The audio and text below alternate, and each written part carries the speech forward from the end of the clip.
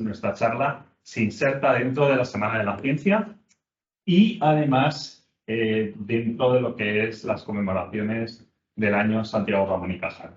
Para presentar a nuestro ponente de hoy viene Marina Villegas, que es la delegada institucional del Consejo Superior de Investigaciones Científicas en Madrid y que, bueno, pues va a introducir esta conferencia. Muchas gracias por vuestra asistencia. Muchas gracias, Fernando. Gracias por organizar con nosotros este ciclo de ciencia en primera persona. Y bueno, aprovechando la celebración de la Semana de la Ciencia y del año Cajal, pues tenemos un investigador del CSIC. Aprovecho para agradecer la disponibilidad de todos los investigadores del CSIC que participan en este ciclo, por cedernos un ratito de una mañana de domingo para estar aquí contándonos todo lo que ellos saben. Empieza por el final de la presentación de Juan de Carlos, o Juan Andrés de Carlos Segovia, que todos le conocen por Juan de Carlos, porque él es uno de los mayores expertos en la historia de Ramón y Cajal y de sus logros, y de hecho es el encargado científico del legado Cajal que está conservado en el Instituto Cajal de Madrid, que está en la calle Doctor Arce y que os animo a conocer, está allí todo una buena parte de del legado de Santiago Ramón y Cajal. Bueno, Juan es licenciado en Ciencias Biológicas por la Universidad Autónoma de Madrid, en la especialidad de Bioquímica y Biología Molecular, es doctor en Neurociencias, realizó la tesis en ese Instituto Cajal que os he citado, y durante su periodo predoctoral realizó estancias de varios meses en el Instituto de Anatomía de Lausanne, en Suiza, aprendiendo técnicas de trazado de vías nerviosas, y un par de estancias postdoctorales también, que lo dice así como un par de estancias, pero son largas estancias, una de un año de duración en la Washington University en San Luis, Missouri, y otra de 2 años en el Salk Institute de La Joya, en California. Luego volvió a España y es científico en el Instituto Cajal y dirigió un grupo de investigación dedicado a estudiar el desarrollo del sistema nervioso, con especial dedicación a la corteza cerebral, y es jefe del Departamento de Neurobiología Molecular, Celular y del Desarrollo. Así que, Juan, muchas gracias. Te dejamos que nos cuentes todo lo que sabes de Cajal. Quizás tú más. Bueno, esta historia comienza en este pueblecito, un pueblecito de Huesca, que se llama La Res, porque en este pueblo nacieron los padres de Santiago Ramón y Cajal, que fueron pues Justo Ramón Casasus y Antonia Cajal Puente, que se casan, como certificado de escritura del matrimonio original que se conserva en 1849. Bueno, la verdad es que eran familias humildes. Antonia, pues su familia eran tejedores, se dedicaban a las telas, y la familia de Don Justo, pues eran labradores, se dedicaban a las tierras y un poco también al ganado pastoreo. Don Justo pues aprende desde muy jovencito, porque se mete de mancebo en un pueblo próximo, Javier Latre, se mete de mancebo de un médico de segunda, esos médicos que habían entonces en los pueblos, que no eran médicos, pero mismo te cortaban el pelo, que te pintaban, que te sangraban con las típicas sanguijuelas, cosían una herida menor, estas cosas, eran los médicos que había entonces en los pueblos. Él aprende este oficio y entonces cuando se casa pues consigue trabajo en un pueblecito próximo que es Petilla de Aragón. Petilla de Aragón es un pueblo que se encuentra enclavado dentro de la provincia de Zaragoza, pero pertenece desde el siglo XIII a Navarra, porque el rey de Aragón, Pedro II, pues debía unos dineros al rey de Navarra, Sancho VII el Fuerte, y nunca se los pudo pagar, y al final tuvo que ser el hijo de Pedro II, el llamado Jaime I el Conquistador, el que cede estas tierras a Navarra, y desde entonces, desde este año 1231, Petilla pertenece a Navarra. En este pueblo pues nace Santiago, en esta casa que hay aquí, si se ve bien, y la verdad es que Santiago va a estar en este pueblo 17 meses nada más, porque su padre consigue trabajo en La Res, en su pueblo natal, y entonces deja este pueblo y se traslada a la familia a La Res. Santiago va a regresar una vez a este pueblo porque, teniendo unos 40 años, pues tiene interés por saber dónde nació. Entonces sube a ver el pueblo, nada más que sube una vez en su vida. Y esto es el acta de nacimiento de Santiago, que se conserva en la iglesia de la parroquia de San Millán, que es esta iglesia de aquí en el pueblo. y que dice, bueno, pues que el 1 de mayo de 1852 nació un niño que le pone el nombre Santiago Felipe Ramón y Cajal. Esta foto que hay aquí es una foto sacada por Santiago cuando sube por primera vez con 40 años este pueblo, y la siguiente foto pues también está sacada por él y está mostrando pues la casa donde nació, que es, no sé si esto se ve, que es esta casa que hay aquí. Es que no veo el punto, ahí esa casa de ahí. Bueno, en cualquier caso, esto es para un poco para que veáis por dónde se mueve Santiago, porque él se va a criar en distintos pueblos del Alto Aragón y se cría en estos pueblos porque su padre consigue trabajo en distintos pueblos y se va moviendo, ¿no? Entonces, bueno, pues tenemos a Valpalmas, a Hierro, Huesca, Jaca, etc. Y ahora veréis los movimientos que realiza. Dicen que nadie es profeta en su tierra y la verdad es que pues, pueden tener razón. La cuestión es que lo justo se enfada, tiene una serie de desavenencias en el pueblo de Ayerbe y entonces, bueno, pues decide con el ayuntamiento, entonces decide cambiarse y se va. Y si busca trabajo en otro sitio lo encuentra en Valpalmas, este pueblo que es un pueblo mayor que Ayerbe. Y entonces, bueno, esta es la plaza del pueblo, no sé si se ve, y una casita que hay ahí al lado, que es donde vivieron los Ramón y Cajal, que es esta que está aquí empleada, y tiene una placa en la puerta donde dice que efectivamente aquí vivió Santiago Ramón y Cajal durante 4 años, de 1856 a 1860. Y Valpalmas es un pueblo, pues, bueno, pues importante para Cajal porque ocurren muchas cosas. Pero una de ellas es que Cajal se escolariza por primera vez en este pueblo, va al colegio, quita el colegio. En este pueblo nacen sus 2 hermanas, Pablo y Jorge.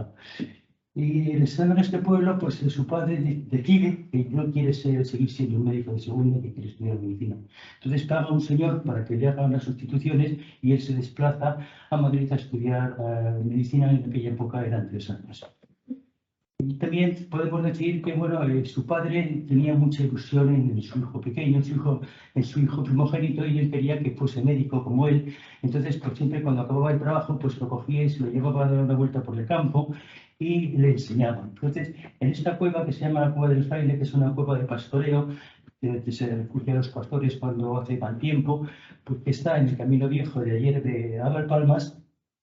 Pues ahí se refugia el padre y el hijo, y el padre aprovecha para darle clases de aritmética, de gramática, y empieza a meter un poco también anatomía. Porque, como ya digo, él tiene ilusión en que su hijo pues, sea médico. Pero la verdad es que en la cabeza de Santiago pues, no están los planes de hacerse médico. Él desde pequeño, pues para nada, ¿no? Es un niño de pueblo que se cría corriendo por el campo, subiendo por los árboles, soltando tapias, lo típico, y que bueno, se divertía pues prácticamente solo, tenía pocos amigos de niño, ¿no? Y esto hacía que era una persona bastante introvertida, pero una persona que lo que le interesaba, pues lo iba a abordar, pero lo que no le interesaba, pues pasaba de él, ¿no? Era una persona inquieta en este sentido. De tal manera que, claro, en el colegio, pues en las lecturas que no le gustaban, pues no había libro, como lo sorprendía. Era muy mal estudiante de pequeño. Y él, durante su estancia en Ayerbe, que es en Valpalmas, pues la verdad es que es demasiado pequeño, pero como nada más que está 4 años y se traslada, su padre se traslada, pues consigue trabajo en otro pueblo, en un pueblo de Huesca que se llama Ayerbe, que ya es mayor. Esta foto está sacada por Santiago, donde bueno, pues vemos la plaza del pueblo, que es alargada con la plaza baja y la plaza alta, y en medio, separando estas 2 partes de la plaza, está el palacete de los marqueses de Ayerbe. Y la siguiente foto está también sacada por Santiago con el palacete de los marqueses de Ayerbe, la torre del reloj, que se puede ver hoy día. Esta torre está puesta ahí desde 1700 y pico. Bueno, la cuestión es que en este pueblo, pues Santiago va a pasar su adolescencia. Y como ya digo, pues es un chico pues muy inquieto, pero que hace lo que quiere y lo que le gusta. Entonces él, estando en este pueblo, pues se aficiona a la pintura, al dibujo, empieza a pintar por sí mismo, y pinta pues todo lo que ve, todo lo que puede, y pinta en todos los sitios, en papeles, en paredes, en puertas, en todo lo que ve. Entonces él llega un momento en que él quiere ser artista, quiere ser dibujante, pero por supuesto no entra para nada en sus planes ser médico. Y su padre está siempre luchando, pues primero para que estudie y después para que se le quite las ideas de eso del arte y que se dedique a la medicina. Bien, la cuestión es que su padre no sabe muy bien qué hacer con él, y lo que hace es mandarlo a Jaca, aprovechando que Juan Cajal, su tío, que era hermano de su mujer, vivía en Jaca, pues él lo manda al Colegio de los Escolapios a hacer el bachiller. La verdad es que en un año, porque se enfada con los curas y los curas devuelven al niño al pueblo al curso siguiente. Entonces su padre lo que hace es mandarlo a estudiar, a acabar el bachiller al Instituto de Huesca, la capital. Ayer era un pueblo de Huesca, entonces claro, pues ya no se fue peor el remedio que la enfermedad, porque Huesca era una capital de provincia, él se ha quedado siempre en pueblos muy pequeños, entonces claro, Huesca no tiene muchas cosas, pero bueno, pues tenía calles, mucha gente, tiendas, escaparates, era una distracción constante para el joven Santiago, que no estaba acostumbrado a esas cosas, con lo cual, pues estudia menos, claro. Entonces, su hermano Pedro, que era 2 años menor que él, le coge y su padre lo manda también a Huesca y ya pues él acabó, se forman pandillas los 2 hermanos y ya digo, peor la medida que la enfermedad. Uno de esos veranos que regresan a casa, al pueblo, a Hierve, a su casa de sus padres, pues encima tiene el rostro de decirle a su padre, dice, mira, si me pagas una academia de dibujo que tengo vista al lado del instituto, te prometo que estudio y acabo el bachiller. Su padre le dio coger cansado porque accede, le paga por primera y única vez 1 año en una academia de dibujo, una academia que estaba regentada por don León Abadías, que era un pintor famosillo de la época. Bueno, de hecho había sido alumno de pintores famosos y además era acuarelista y encima tenía ideas carlistas y al final acabó siendo el pintor de campaña del pretendiente carlista del trono en aquella época, que creo que era Carlos VII. Carlos María de Borbón Austria. En cualquier caso, este señor, de León Abadías, estos 2 dibujos que tenemos aquí, que son carboncillos con tiza, están pintados por Santiago cuando estaba estudiando el bachiller en 1868, un Santiago con 16 años, y tiene el visto bueno del catedrático de la Academia de Dibujo que su padre le pagaba, que era León Abadías, con lo cual está autentificando el dibujo y datándolo. León Abadías ve que tiene mucho carácter este niño y que puede ser un buen artista, un buen pintor, y se desplaza desde Huesca hasta el pueblo de Ayerbe para hablar con su padre y decirle que este niño puede ser un buen artista, y su padre pues lo echa patadas porque él quiere que su hijo sea médico. En cualquier caso, luego tenemos un bodeón que está hecho al óleo, también hecho por Santiago Ramón y Cajal unos años después. Cajal, yo he visto dibujos de Cajal y conservamos dibujos de Cajal pintados con todas las técnicas. Tenemos con carboncillo y tiza, tenemos óleos, tenemos acuarelas, tenemos pastel, o sea, usaba todo tipo de técnicas y la verdad es que lo hacía bien. Cajal no sé cómo lo hacía, pero en todo lo que se metía lo hacía bien. En cualquier caso, bueno, Santiago cumple su promesa, estudia y le pone el bachiller, y entonces una vez que tiene el bachiller, pues le da el gusto a su padre y dice, voy a estudiar medicina. Así que se desplaza a Zaragoza, que era la ciudad que tenía la facultad de medicina más próxima, y su padre se pone tan contento que no quiere dejar al niño solo, entonces deja su puesto estable de médico en Allende, que lleva muchos años, y mueve a toda la familia en Zaragoza para estar cerca del niño. Llega a Zaragoza, su padre hace un pequeño examen, una oposición, y se coloca de médico de la beneficencia. Ya tiene para comer, pero quiere estar más cerca de su hijo, y entonces lo que hace es irse a ver al decano de la Facultad de Medicina, que por aquel entonces era don Genaro Casas. No eran amigos, pero lo había conocido cuando estudió medicina, entonces le va a ver a don Genaro y le dice, don Genaro, por favor, tiene un puesto en la universidad. Claro, Genaro no le puede dar un puesto porque eso salen por oposiciones, que se tienen que convocar y eso no está en su mano, pero sí necesitaba gente en práctica, en clases prácticas, entonces lo que hace es colocarle, da un contrato de profesor de prácticas de disección sobre cadáver que se daba en el primero de medicina, con lo cual su padre lo acepta y se convierte en profesor de su propio hijo. La verdad es que Santiago va a aprender mucha anatomía de la mano de su padre. Tenemos un par de óleos anatómicos, conservamos 4 en el legado del Instituto Cajal. Estos son 2 de ellos y están pintados por Santiago cuando estudiaba primero de medicina. Vemos que quedaba bajo su padre haciendo la preparación sobre el cadáver y Santiago pintándolos. En cualquier caso, esta es una frase que él pone en su autobiografía, que es muy típica, un sentimiento muy típico de cualquier alumno que estudia primero en medicina, ¿no? Que es ante la imponente losa anatómica, protestaron en principio el cerebro y estómago, pero pronto vino. Pero la adaptación y en adelante viene el cadáver, no la muerte, con su cortejo de tristes ojos que vienen, sino el admirable artificio de la vida. La carrera de medicina en aquella época era de 3 años.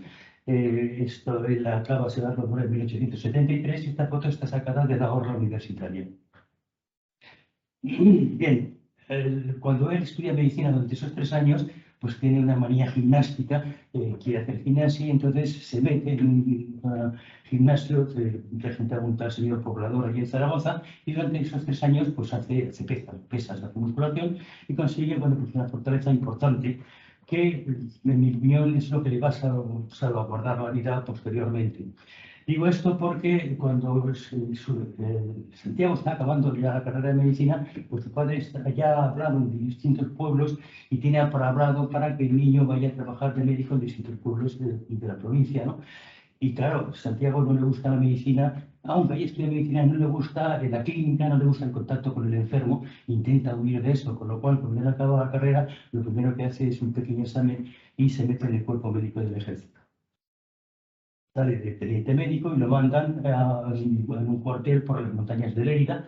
En aquella época coincidía con la Tercera Guerra Carlista, entonces había escarceos carlistas por los montes y bueno, pues ahí es donde se frega, donde se mete Santiago. Pero la verdad es que después de un año de pegarse panzadas monte arriba, monte abajo, donde no hay un solo carlista ni cura una sola herida de bala, pues se aburre y dice, esto no es para mí, se va a ir. En vez de salirse, lo que hace es enrolarse en el cuerpo expedicionario, lo ascienden a capitán médico, que es la foto que tenemos aquí, con las 3 estrellitas de médico, de capitán, y lo mandan a las colonias que tenía España en aquel momento, que eran Cuba. La casaca que tenemos ahí a la derecha es la casaca que utiliza Santiago de Cuba, que se conserva en el Museo del Ejército en Toledo ahora mismo. Y abajo tenemos uno de los dibujos de Santiago, porque él seguía dibujando, estuviese donde estuviese, iba con su cuaderno en el bolsillo y él seguía pintando. Es un dibujo al pastel donde nos indica claramente lo que él vive en Cuba. Vemos que hay muchísima vegetación, suponemos que hacía mucho calor, agua estancada, y eso quiere decir mucho mosquito. Los mosquitos transmiten enfermedades, cosa que entonces no se sabía, pero los mosquitos transmitían el paludismo. Entonces no se sabía que eran los mosquitos, pero ahí caían todos los soldados españoles que habían caían por paludismo. De hecho, con la guerra que hubo, que cuando perdimos las colonias, murieron más soldados españoles por infecciones por el paludismo que por balas enemigas. En cualquier caso, Santiago no va a ser menos y cae enfermo y cae gravemente enfermo hasta el punto de que se muere. Se muere y entonces lo declaran incompatible con todo el servicio y le dan la licencia absoluta en el ejército en mayo de 1875 y lo mandan para España. Lo meten en un barco y lo mandan para España. En sus memorias cuenta que muchos compañeros suyos que estaban en las mismas circunstancias fallecían durante el viaje, pues tiraban por la borda y esas cosas. Y él logra llegar vivo, pero después toda la musculatura que había hecho durante su carrera la pierde. Yo creo que esa fortaleza física que él consigue cuando estudiaba es lo que le va a mantener vivo. Para la musculatura lo va a perder, va a llegar hecho una fritada a casa de sus padres de Zaragoza, donde empieza a recuperarse. Y bueno, está en eso, se está recuperando en Zaragoza, en casa de sus padres, cuando él, como es muy inquieto y no puede estar en una casa sin hacer nada, pues decía hacer algo y decía hacer el doctorado. Se matricula de unas asignaturas de doctorado, 3 en concreto en Madrid, que estudia en Zaragoza, pero viene a Madrid a rendir los exámenes. Y cuando viene a Madrid, pues se conoce al doctor Aureliano Maestre de San Juan, que era el catedrático de anatomía de la Facultad de Medicina de Madrid. Y es don Aureliano el que le enseña por primera vez una preparación histológica en microscopio. La histología en aquella época no era una ciencia como tal, no existía una cátedra de histología, eso vendrá años más tarde. Entonces, si en una facultad de medicina había un microscopio, pues ya había muchos. Entonces, Santiago pues, no estaba familiarizado con la microscopía. Cuando Aureliano le muestra una preparación en microscopio óptico, pues él la verdad es que se impresiona mucho y se vuelve muy ilusionado a Zaragoza pensando en que él quiere hacer microscopía, quiere comprarse un microscopio y hacer histología por sí mismo. Y la verdad es que el dinero que él se había ganado en el ejército, que no se lo pudo gastar porque estaba enfermo y estas cosas que en la cama, pues lo invierte en comprarse a plazo un microscopio Peri, no era muy bueno en aquella época, pero era un microscopio con sus manos. Dio con el resultado que es este, que aparece aquí en su casa en Zaragoza. Se compra este microscopio y hace un trabajo experimental que va a presentar a la Facultad de Medicina de Madrid como trabajo de doctorado y se lo aprueban. La tesis que realiza se denomina patogenia de la inflamación y es una tesis pequeñita, manuscrita, y se conserva en la Facultad de Ciencias Biológicas. En la Universidad Complutense de Madrid, en la Facultad de Medicina. La original se conserva allí. Bueno, en cualquier caso, él saca su doctorado, el doctor, y entonces ocurre otra cosa, y es que pues, conoce en Zaragoza a una chica que se llamaba Silveria Fañanaz García, una chica de Huesca, 2 años menor que él. La verdad es que se enamora y decide casarse. Decide casarse contra todo pronóstico familiar, porque su padre dice, bueno, ahora que saca el doctorado, no quieres dedicarte a la clínica, pero bueno, me quiero ir a la universidad, a clases, a algo.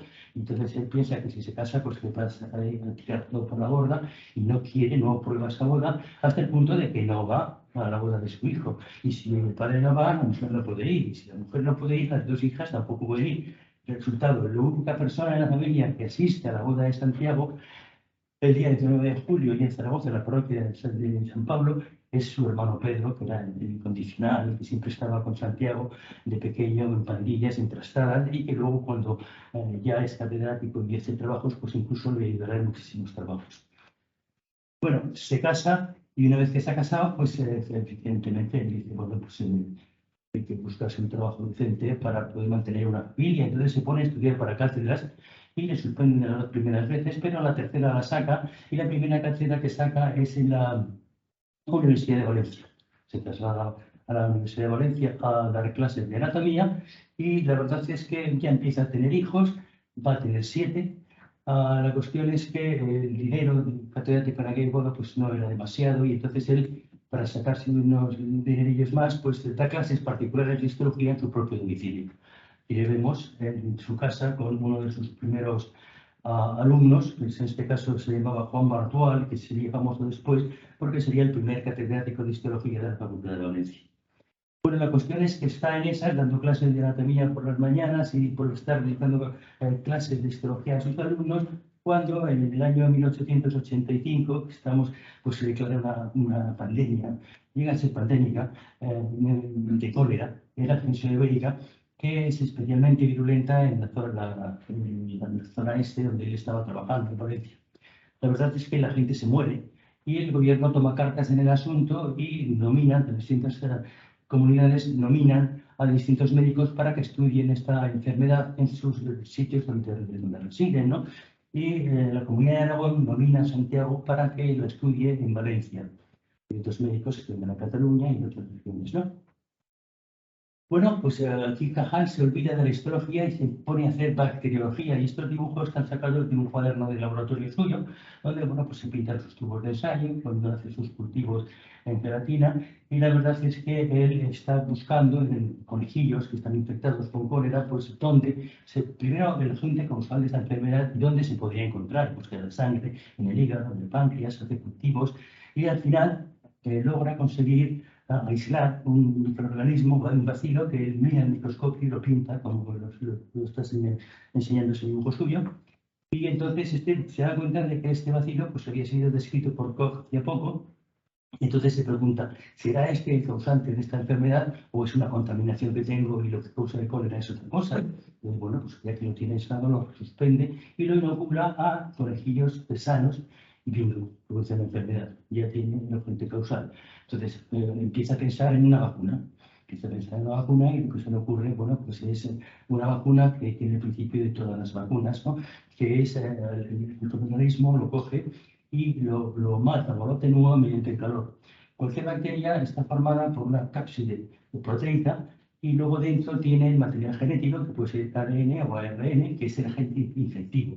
Si él coge la supresión de bacterias y las calienta, el calor va a desnaturalizar las moléculas de ADN o de ARN, de tal manera que destruye el material genético. El material genético, como es el material infectivo, al no tenerlo, porque lo destruye por calor, puede sintetizar tranquilamente la cápside proteica, y esas proteínas de la cápsula de una bacteria van a ser antigénicas, es decir, van a crear anticuerpos contra ese organismo específico, y eso es lo que causa la inmunidad. El acceso, especialmente, produce inmunidad, consigue la vacuna. Él lo publica en una monografía bastante gorda, que es lo que presenta a la Comunidad de Aragón como trabajo final. La verdad es que esta vacuna va a rivalizar con una que se inventa también el famoso microbiólogo tortosino Jaime Ferran, que está haciendo una enfermedad en Cataluña, donde él también idea una vacuna, y creo que la publica pues, una semana después, poco tiempo después también en castellano, con una salvedad, y es que Jaime Ferran no mataba el microbio portador, lo que hacía era diluirlo mucho. Entonces inyectaba como vacuna una concentración muy diluida del propio organismo. Y entonces, claro, Cajal se lleva las manos a la cabeza y dice, bueno, inoculando la enfermedad. Y el otro decía, pero funciona. Claro, evidentemente a muchos los causaba inmunidad, pero a otros los infectaba.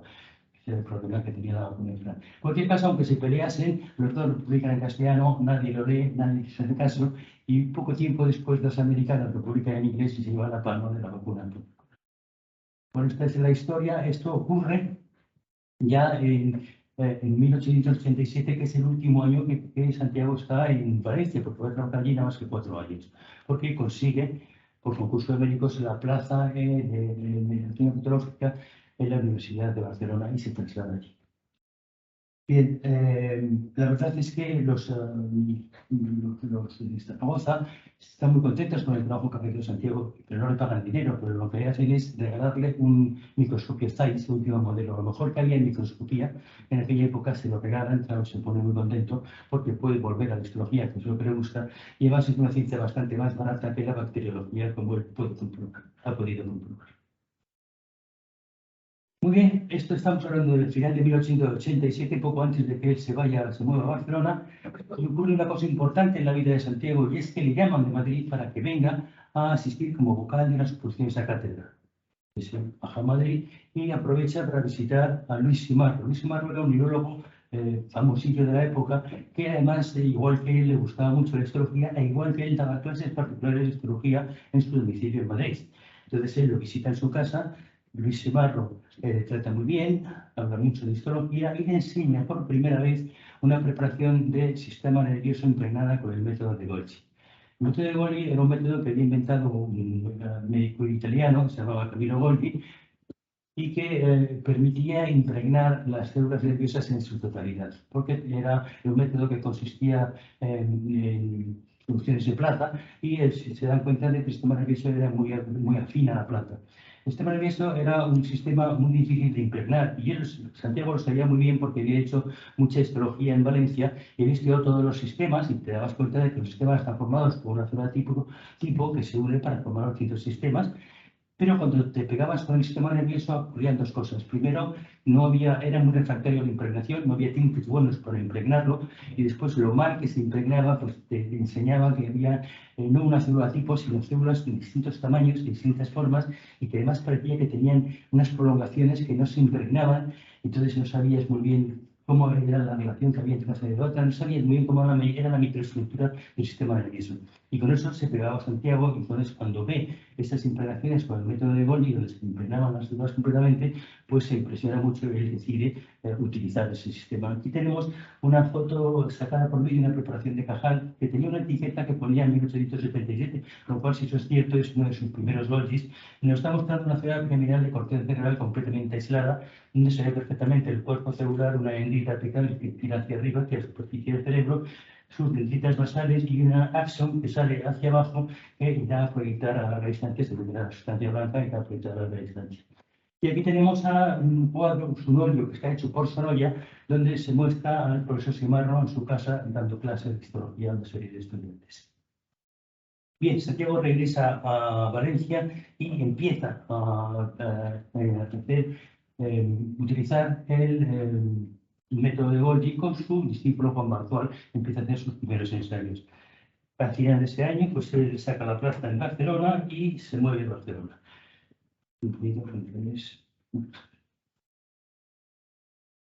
Bien, en Barcelona pues consigue la cátedra de histología, histoquímica normales y anatomía patológica en la Facultad de Medicina. Estamos hablando del año 1888, que él considera como mi año cumbre, mi año de fortuna. ¿Por qué? Para los premios.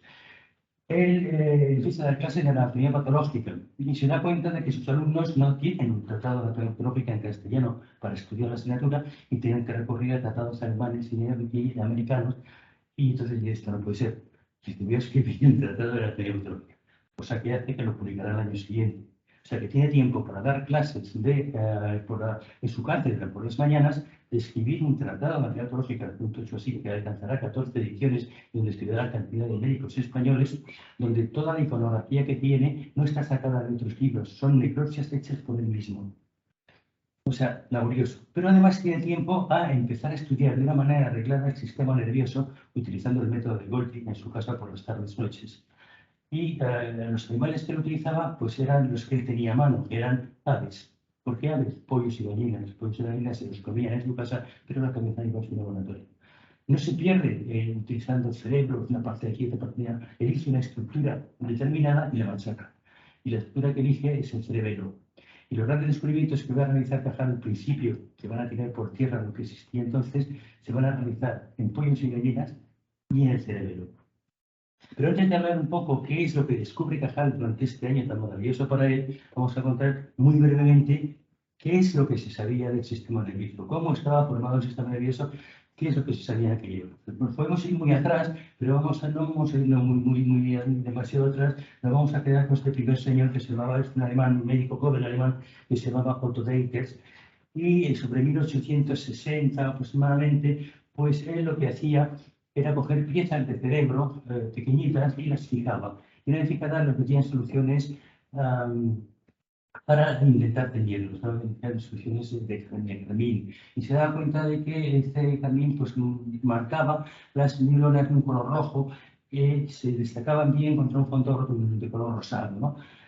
Pero la verdad es que penetraba muy poco, con lo cual pues, los penetraciones que conseguían eran parciales, de muy pocas células, no eran suficientes como para estudiar muy bien las cosas. Pero este hombre era muy habilidoso y lo que hacía era cogerse células grandes. Esta célula que aquí está pintada por él es una motoneurona grande de la esta medular. Entonces, cuando él la tiene bien marcada con el carmín de rojo, pues con unas agujas muy finas, un poco entomológicas, pues intentaba disecarla, es decir, sacar la célula de su matriz donde estaba metida dentro del cerebro, dentro de la médula en este caso, ¿no? Y aislarla.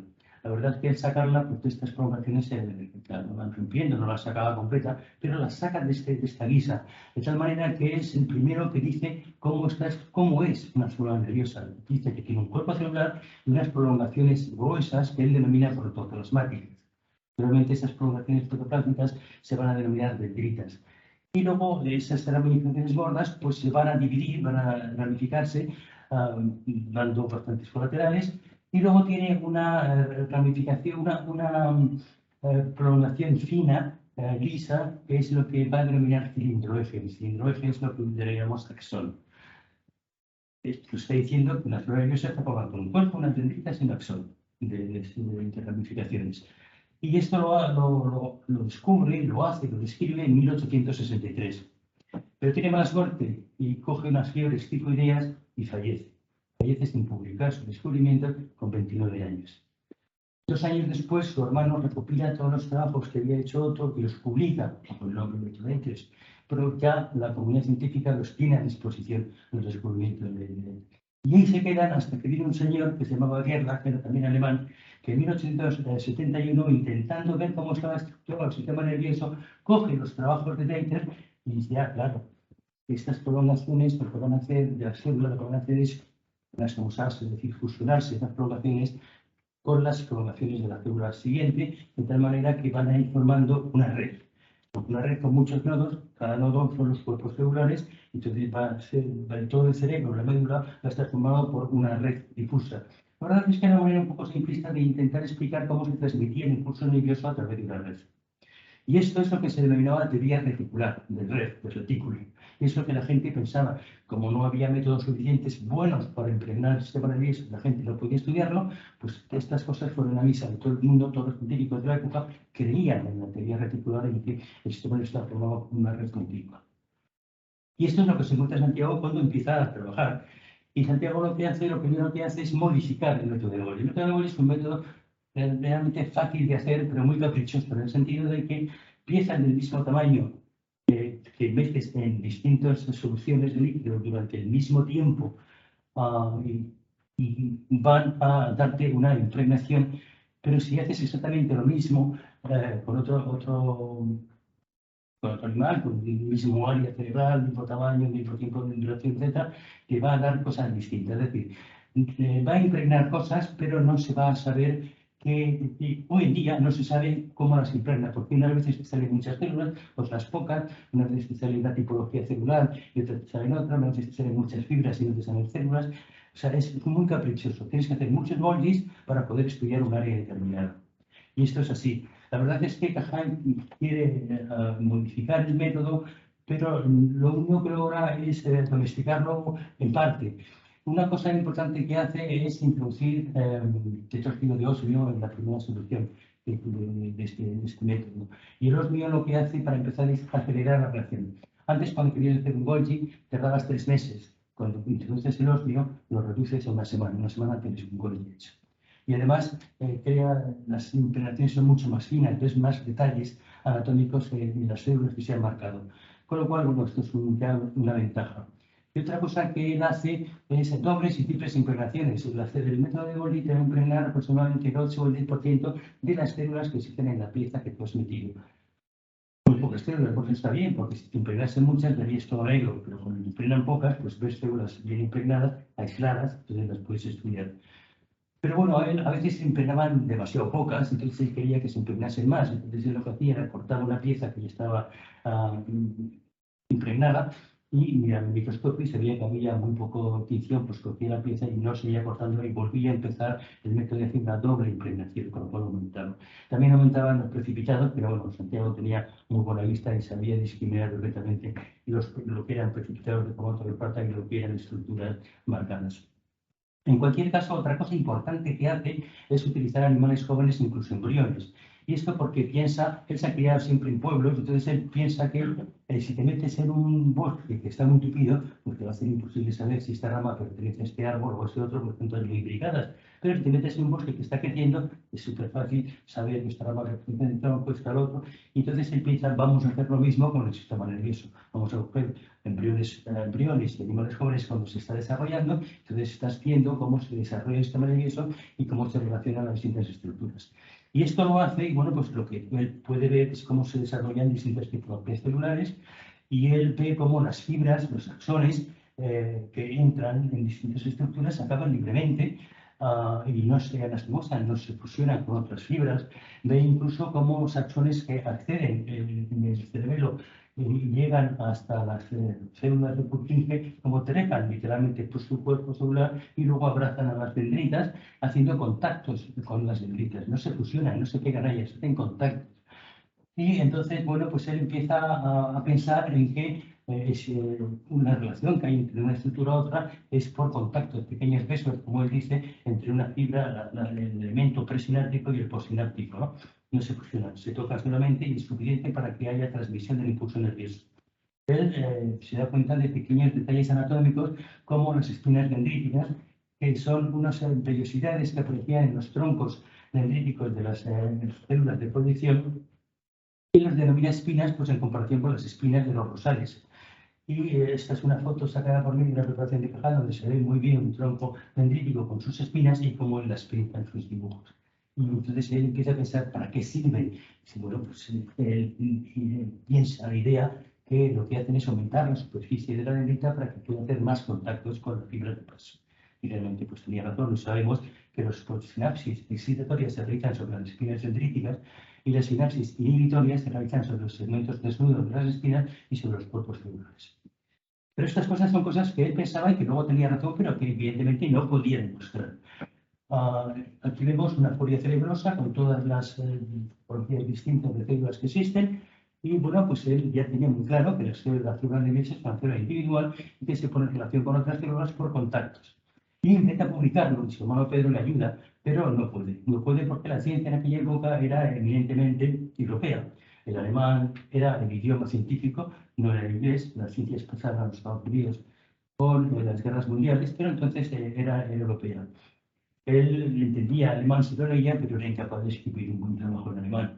Luego él no lo conocía a nadie y además estaba intentando decir lo contrario de lo que los sabios de la época decían, con lo cual todo el trabajo que mandaba publicar se lo tiraban.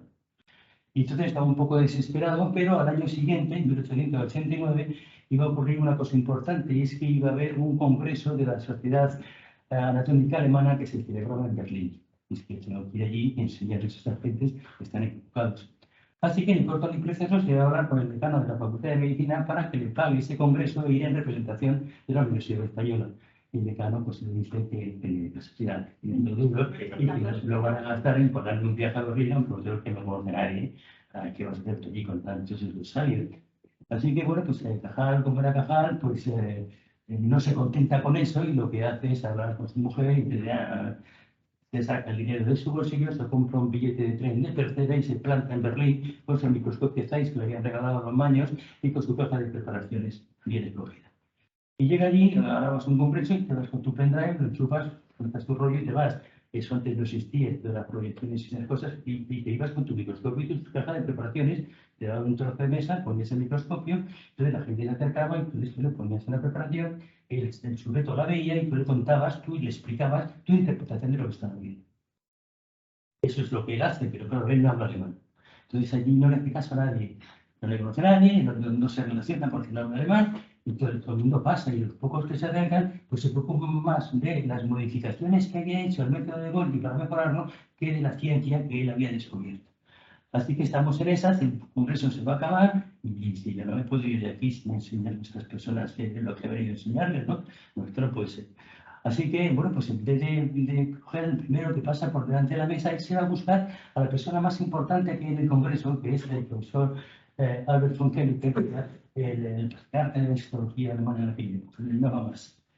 Lo busca y lo encuentra y lo agarra del brazo y lo lleva a su mesa y lo sienta en la silla y le pone, empieza a meter preparaciones histológicas y a chapurrearle en un francés contarle lo que estaba viendo y su interpretación.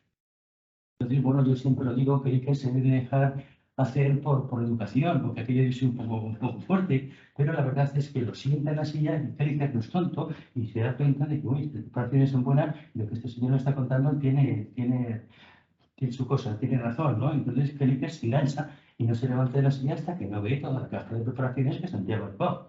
Claro, eso crea en la sala una especie de... ¿Quién es este señor que está caminando aquí? Que no conoce a nadie, y eso ya crea un corrillo, ¿no? Entonces, cuando Felipe acaba de ver toda la caja de preparaciones, es cuando se levanta, mira la caja de arriba abajo y le dice, ¿cómo me ha dicho que soy usted? Claro, no se lo dice, le dice, no, yo soy Santiago Ramón Raspano, yo soy español, y se ha callado. Esto es importante porque el Kelly debe pensar que Ramón era nombre y lo trata y se queda con Cajal, con Manuel Cajal. Santiago siempre que hacía una cosa o un dibujo firmaba como Santiago Ramón, siempre era su primer apellido. A partir de aquí será Cajal, que era el Ramón Solina. ¿Por qué? Porque Kelly lo da a conocer al mundo científico como Cajal. Entonces se dirige a Ramón II y dice, caballeros, y acabo de traer al profesor Cajal, profesor Esquilón, que tiene un material muy interesante que todo el mundo debería conocer para ser ganar. Entonces quiere darle a conocer a la comunidad científica, entonces le invita a cenar esa noche a su hotel y le presenta una serie de científicos bien conocidos. Y bueno, pues así empieza a darse a conocer en el mundo científico. La verdad es que evidentemente pues tiene mucho éxito y todo el mundo, o gran parte del mundo, le va a hacer caso y se van a volver neuralistas. En cualquier caso, Kelliker, que era un señor mayor, llegará a aprender español castellano para poder leer a Cajal sin esperar utilizar en sus trabajos de alemán. Hasta ese punto llegó él. Bueno, en cualquier caso, eso da mucho ánimo a Cajal y el año siguiente pues, se atreve a formular su teoría neuronal, que habla de la independencia de la neurona. Entonces, bueno, pues aquí está pintando una zona piramidal de corteza cerebral perfectamente aislada y esta es una fotografía tomada por medio de la preparación inicial de Cajal donde se ven células piramidales del hipocampo. Una buena preparación teñida con el método de Golgi, veis cómo se ve mucho. Y estos señores, bueno, pues son científicos importantes de la época porque cuando él lanza su teoría neuronal, había muchas personas que pensaban lo mismo que él, pero nunca habían podido demostrar que esto era así. Y la única persona que lo puede demostrar en este momento es Santiago Ramón y Cajal. Y si te digo lo importante es que apoyan enseguida, pues está Hiss, está Nansen, que luego también sería premio Nobel, y Augusto por ello. En cualquier caso, estamos hablando de 1890, en la foto de la época, como veis es un selfie, veis el cable del disparador, antiguos que sacan esta foto, está con su hermano Pedro, sus dos hermanas, Pablo y Juan, su madre Antonia. El padre. Bueno, muchos autores dicen que la evolución tan grande y rápida que ha tenido el conocimiento del sistema nervioso ha sido debida por la ideación de nuevas técnicas que marcan distintas estructuras del sistema nervioso y eso pues ha podido dar a conocer cómo estaba formado, etc. Y eso, pues evidentemente, Es cierto, no es lo único, pero es cierto. Y traigo unos ejemplos. El método de Golgi, que es el método que Cajal utiliza para hacer sus primeros trabajos, que implica el nitrato de plata, pues marca la morfología de las células, como podéis ver. Pero Cajal idea otros métodos en su laboratorio, como el nitrato de plata reducido, que le permite ver el interior de las células. Es como si se pusiesen transparentes. Estáis viendo esta gran motelura como vemos las radiografías que se encuentran dentro del citoplasma de la célula. Y es más, podemos ver el núcleo, y dentro del núcleo podemos ver el nucleolo. Entonces, esto está mostrando estructuras que no se podían ver en los antes. Por el método de forma Urano, lo que se da cuenta es que marca perfectísimamente el aparato reticular de Golgi.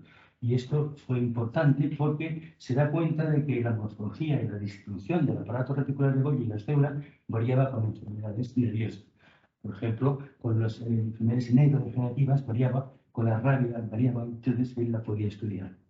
Con el método de neurona sublimado, pues no le marca neuronas y le marca otra tipología celular que se encuentra en el cerebro, que son las células gliales, la glia. Aquí está mostrando una preparación donde se está marcando astrocitos.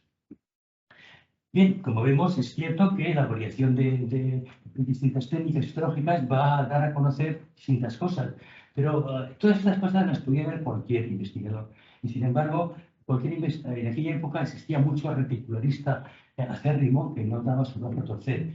Y podrían ver exactamente lo mismo que Santiago, por lo cual yo siempre lo digo, la validez de Santiago no era lo que él podía ver, sino cómo interpretaba lo que él veía. El genio de Cajal está cómo interpretaba las cosas que él veía, cosas que luego tenía razón, pero que no podía demostrar y podía poner algunos ejemplos. Este dibujo es icónico porque utilizando la médula espinal, él está hablando de cómo sería una médula para un reticularista y cómo sería para un neuronista. El reticularista, bueno, pues está viendo que la célula sensitiva, este es un ganglio, mete su axón en la médula y su axón se va a fundir con colaterales axónicas de la célula, la neurona motora, que es la que saca el impulso nervioso por la médula.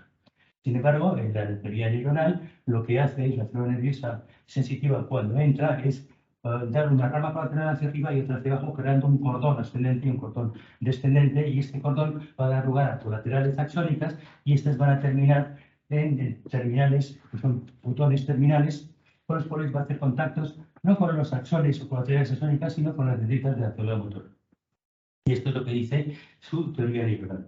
Luego, utilizando este otro dibujo de Cajal, vemos, bueno, pues es un croquis de corteza cerebral, donde vemos una serie de células piramidales con su axón, sus colaterales, y las colaterales sónicas, por ejemplo, de esta estructura, van a pasar cerca de esta otra célula piramidal y van a hacer contacto con las espinas de esa célula. Se está haciendo una sinapsis. Sinapsis es un nombre acuñado por Sherrington para señalar la estructura de contacto que Cajal describe como necesario para que se transmita el impulso nervioso. Entonces vamos a hablar ya sinapsis y tenemos que entender sinapsis como contactos.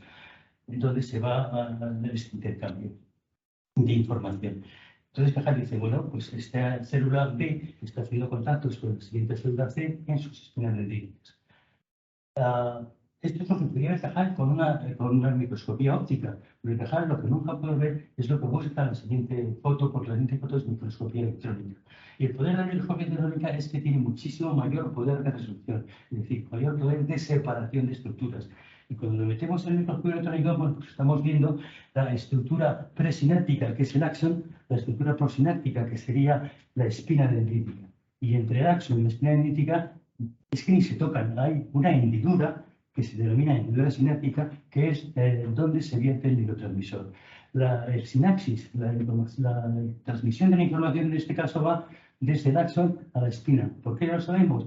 Porque el axón está cargado de vesículas sinápticas que se desplazan hacia la membrana. Cuando llega a la membrana se abren y vierten el neurotransmisor en la hendidura sináptica y es la estructura postsináptica la que con sus receptores caza ese neurotransmisor. Vemos la densidad electrónica que se ve en microscopía electrónica como efectivamente una estructura está diciendo algo lo siguiente. Pero esto Cajal no lo puede ver, con lo cual no puede demostrar. Esto es la demostración fehaciente de que Cajal tenía razón. Pero las primeras imágenes de microscopía electrónica demostrando que Cajal tenía razón se realizan con el advenimiento del microscopio electrónico en los años 50. Cajal fallece en el 34. Luego se está demostrando post-mortem bastantes años después. En las primeras estructuras, si os interesa, las va a publicar Sandy Paley, un anatomista americano trabajando en Harvard University en Boston, en Estados Unidos.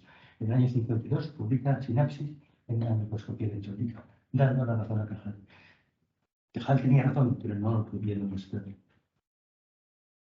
Cuando se pone a estudiar la neurogénesis, es decir, cómo se generan las células nerviosas, él descubre el cono de crecimiento. El cono de crecimiento es una estructura en forma cónica que se encuentra en la punta de las fibras, los hilos que están creciendo.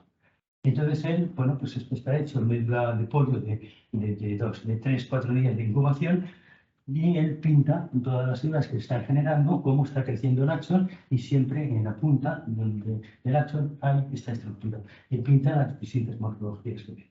Entonces, son todas distintas. Entonces él piensa, y claro, son distintas porque esto es una estructura viva, una estructura que se está moviendo, que está cambiando constantemente en el tiempo. Entonces, en el momento en que se muere, esta estructura se congela y queda con una morfología determinada, con lo cual nunca van a ser iguales.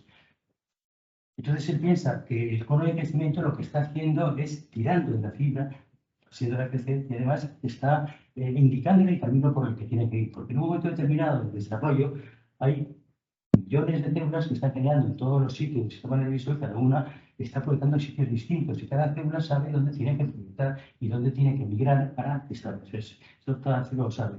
Pero ¿cómo lo hace? Pues él piensa, Santiago, piensa que esto, con el crecimiento, está sondeando el camino y está leyendo instrucciones dentro que se encuentran dentro del mismo camino. Y esto lo hace porque hay sustancias químicas, moléculas de fusibles secretadas por otros elementos que se encuentran próximos, que son capaces de atraer ese cono de crecimiento. Entonces, si os fijáis, está introduciendo el neurotropismo, que es el fenómeno por el cual una sustancia química es capaz de atraer estructuras neuronales. Neurotropismo.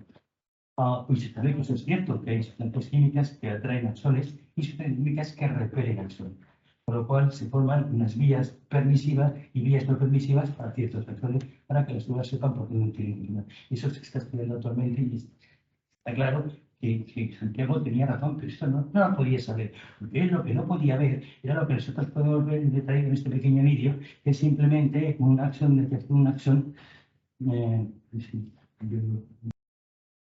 que está en crecimiento, y podemos grabarlo y vemos cómo se comporta un cono de crecimiento en vivo. Está formando y deshaciendo membranas constantemente. Por eso, si paramos en un momento determinado el vídeo, va a tener una forma, si lo paramos en otro momento, va a tener otra forma. Y luego, Cajal tenía razón, pero no podía demostrarlo. Yo pienso que Cajal en muchos aspectos era paranormal. Increíble. Bueno, en cualquier caso, él pues, se anima y al año siguiente da su ley de la proyección dinámica, que la formula en el Congreso Médico de Valencia de este año. Y la ley de la proyección dinámica fue muy valiosa y la verdad es que muy sencilla, porque lo único que dice es que el impulso nervioso llega a las células por las dendritas, se transmite al corto celular y se libera por el axón a la distancia que sea. Y ya sabiendo que el impulso nervioso está polarizado, tiene un sentido, pues en su dibujo se empieza a poner una serie de flechitas indias que están marcando la dirección del impulso nervioso. Entonces, en algunos sistemas es muy fácil, bueno, porque bueno, esto es la retina, pues son unas células con los imazones, pues son unas células que van a tomar el impulso nervioso de la luz, el mícono, pues son las receptoras visuales, pues van a trasladar a unas células bipolares, estas son unas células máquinas que van a sacar el impulso nervioso por el nervio óptico y luego a meter dentro del cerebro y ahí pues se indica su curso. Pero cuando lo que tengo en circuitos más complicados, que en el hipocampo, pues a él le da igual, él sigue poniendo su flechita señalando cómo va el impulso nervioso, incluso en datos largos del encéfalo a los encéfalos, pues bueno, qué sentido va el impulso nervioso. La verdad que ahí también pues leí muy bien y pues genial, sabemos que el impulso nervioso no es unidireccional en todos los sentidos, pero él viene muy bien y la verdad es que no hay en ningún sistema que impide.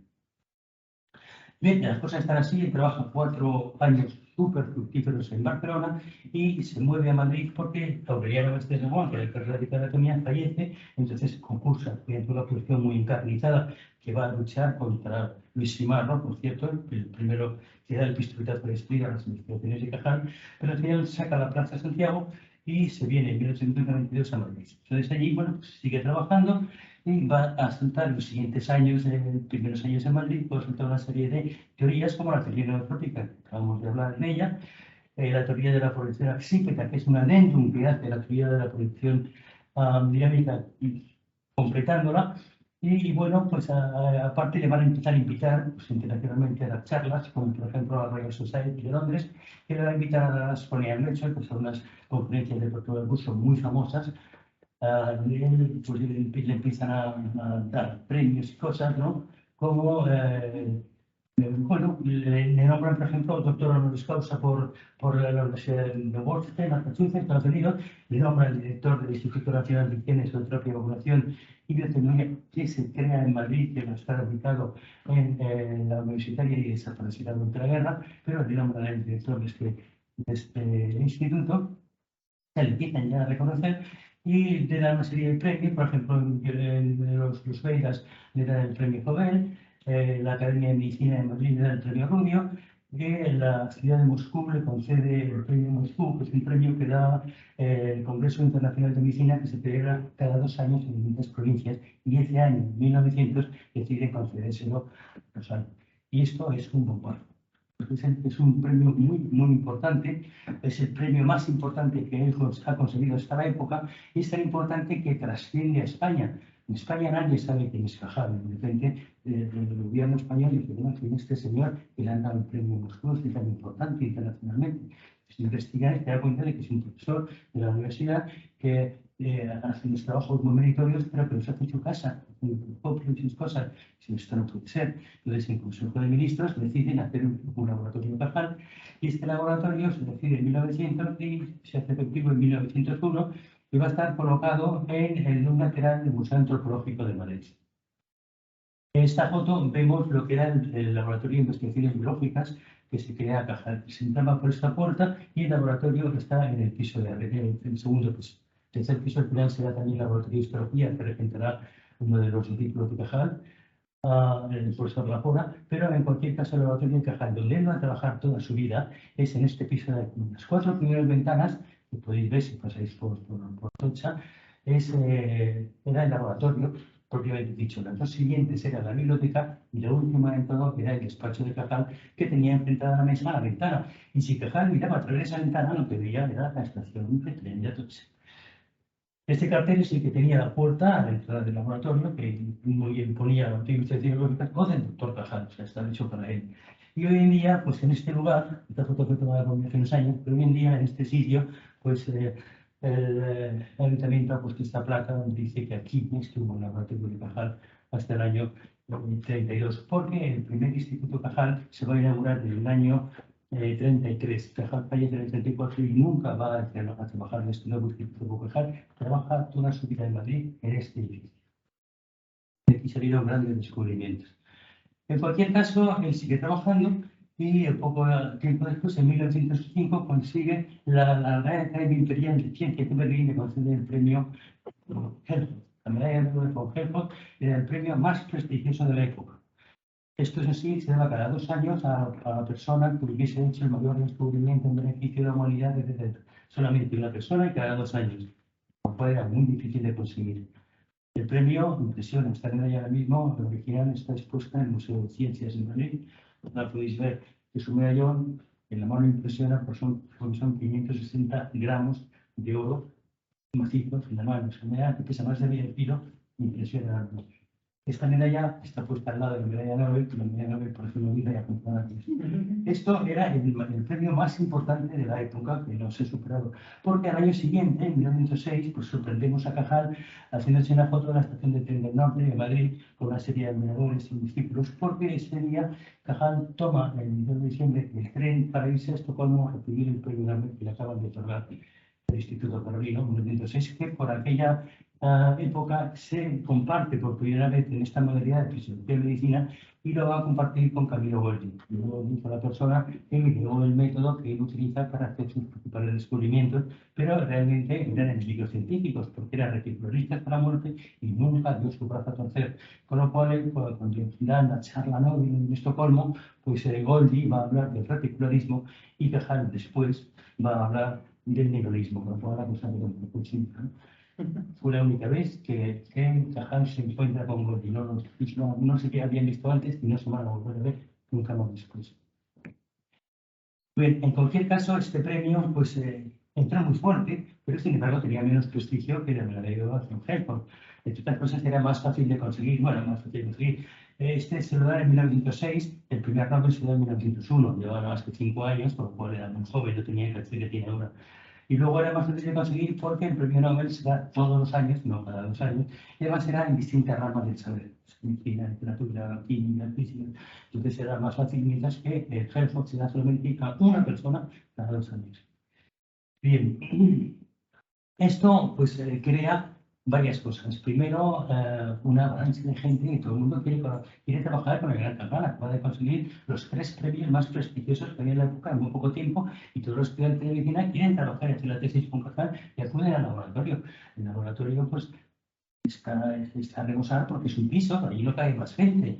Y entonces, bueno, la verdad es que va a crear escuela y vemos con una serie de discípulos metidos dentro de ese piso. Toda la foto que hay de Cajal en el laboratorio está metida en ese piso, en lo que era el laboratorio. Entonces, es el rey el que toma cartas en el asunto, Alfonso XIII, que miraba bastante a Cajal y dice: esto no puede ser, hay que hacer un laboratorio de Cajal más grande, donde puedo trabajar a gusto y crear escuelas, etcétera, etcétera. Y entonces crea un real decreto en el año 20 de constitución del Instituto Cajal, un nuevo edificio que se empieza a construir en esa época, pero que va a tardar mucho tiempo en hacerse y se va a inaugurar en el 33 y Cajal ya nunca va a trabajar en el. Bueno, Cajal sigue dando clases en su laboratorio y sigue trabajando en su laboratorio y dando clases en su cátedra. Aquí vemos una foto simulada de una clase de disección de la Facultad de Medicina y aquí vemos el aula Cajal. Se llama aula Cajal, el aula donde Cajal da clases durante 30 años, todos los días seguidos de su vida. Desde 1892 que llega a Madrid hasta 1922, donde Cajal se jubila de la universidad contando con 70 años. En esta aula que se conserva, si lo podéis ver, está grabada ahora mismo dentro del Colegio Oficial de Médicos de Madrid, se conserva exactamente tal como lo veis en la foto, que es el aula de Cajal. Esa es foto para ver si han ido al aula de Cajal durante 30 años seguidos. O sea, tiene su morbo. En cualquier caso, bueno, aparte de todas las cosas que Cajal puede hacer en ciencias, se puede considerar humanista porque también escribe una serie de libros que son considerados como literarias que no tienen nada que ver con la ciencia. La verdad es que voy un poco más el tiempo y no voy a comentarles. Si tenéis alguna pregunta después, me preguntáis. Lo último que Cajal escribe de ciencia lo hace un año antes de morir, en el año 33, y es este trabajo que él denomina neuronismo, reticularismo, y lo publica en Archivos de Neurobiología. Luego sacarán un librito, por ese trabajo de verdad es una joya, es un auténtico testimonio científico, porque como él mismo dice, mi propósito es describir brevemente lo que yo he visto en 50 años de trabajo y lo que cualquier observador exento de prejuicios de escuela puede fácilmente comprobar. Lo que realmente hace es coger todos los hechos favorables de la teoría neuronal que él encuentra durante 50 años de trabajo y los plasma en este librito, o sea, nos está dando las cosas marcadas. La verdad que es una pequeña joya y es lo último que nos dijo, porque Cajal va a fallecer en octubre del año siguiente, en 1934. Y bueno, como sabéis, estamos en el año Cajal, así que no vamos a montar a Cajal, no vamos a enseñar aquí fotos de su entierro y sus cosas, que las tengo, pero vamos a recordar a Cajal en vídeo, vamos a recordarle con una de sus frases, un tanto poética y no menos cursi, donde dice que son las neuronas, dice que las neuronas son células de formas delicadas y elegantes, las misteriosas mariposas del alma cuyo batir de alas, quién sabe si esclarecerá algún día el secreto de la divinidad. Gracias por vuestra atención.